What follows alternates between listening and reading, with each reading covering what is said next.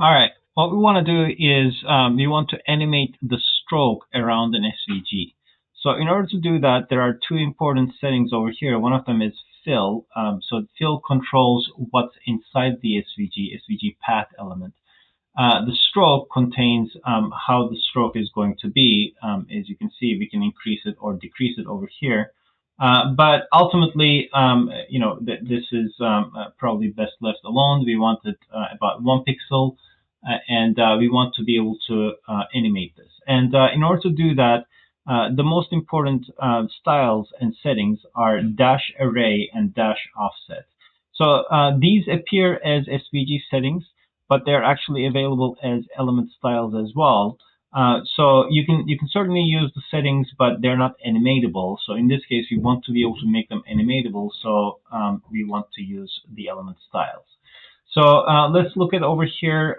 We have these two important styles, dash array and dash offset.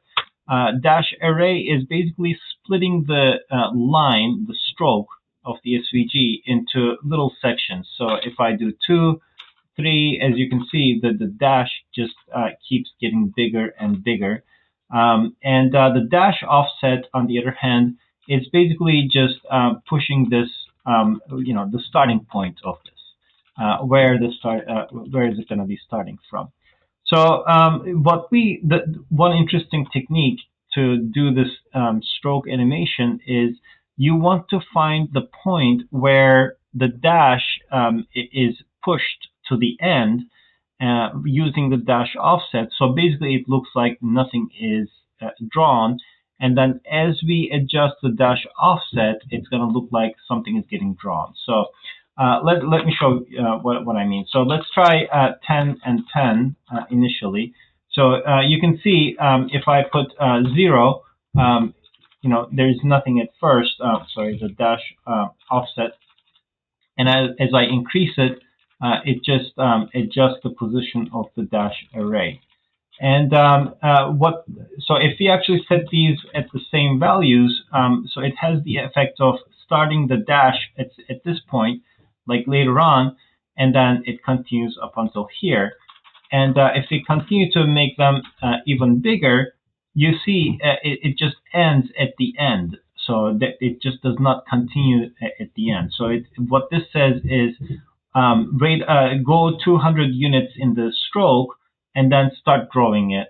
And in this case, there's not enough space, so there's just a little bit of space. So we can actually increase these to some values. You're going to have to find this out based on your SVG, what the right values are. In this case, it seems to be around 275. When I get to 275, there's nothing over here. All right, so now we actually have this. This is great. We found the starting point, but we want to be able to animate this. So in order to do that, we're going to be cutting off these styles, and we're going to be moving them to an animation. We can actually add it directly from the path over here. So I'm going to say keyframe animations, and let's add an animation over here. Let's call this SVG animate. And then, so at the beginning, that we're going to have the styles that we had, stroke array 275. So that's going to be keeping it like nothing is drawn. And then when we get to 100%, we want to get it to 0. So the dash offset should be 0. So let's try that. And then we're going to come over here to the element, and we're going to be setting the animation. Sorry, let's just set it over here.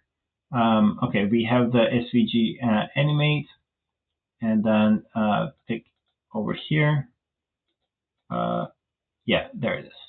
So as you can see, when I set it, it started this animation immediately.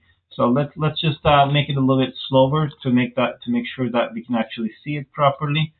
Yeah. So as you can see, it's quite slow now.